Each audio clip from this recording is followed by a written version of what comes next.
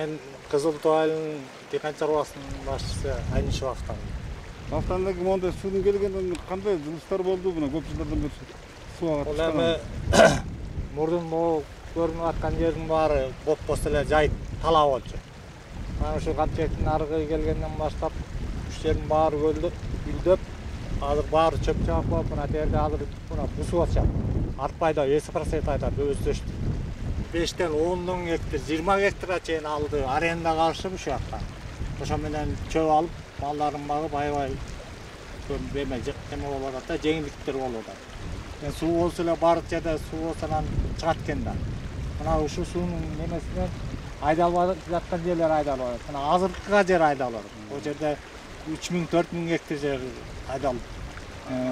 Мына теги Актала айылынын заманында аштын жеринде аренда алган жеринде азыр 50% беде өсүп, аябай гүлдөп сонун болот. Бу жерде бу жерде мурун жөн эле боз топурак болуп эле чаң учуп жатчу.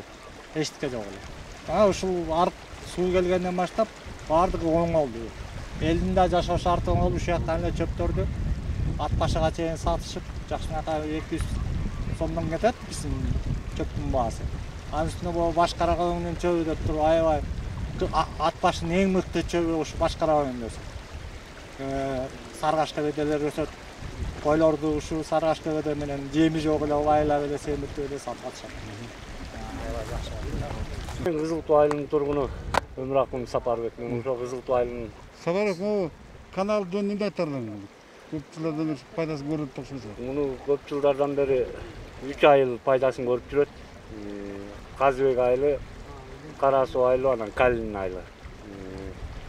Бул жерде жаңы курулган кезде боз талаа эле болчу.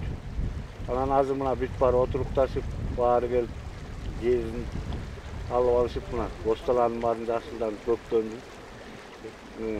Гектарына 200-300 сомдон болуп кетип атпайбы кыштын күнү чөп.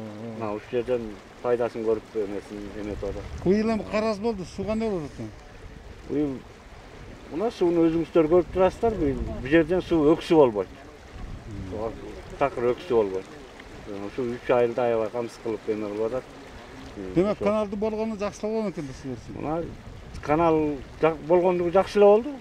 Элдин баары жерде сарай жок эле, мына сарай салып алышып, кышында малын багып атат, чөп жыйнап коюп.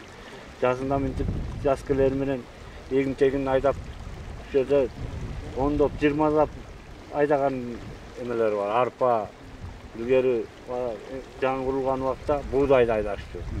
Анан кийинки арпага өтүшпөдү. Анан эми ошол Жолдошбаев Камчек байкебизге чоң ыраазычылык билдиребиз. Мына 3 айылды камсыздандырып суусун эметип атат. Өзүңүздөр күбө болуп көрүп атасыздар. Ошо.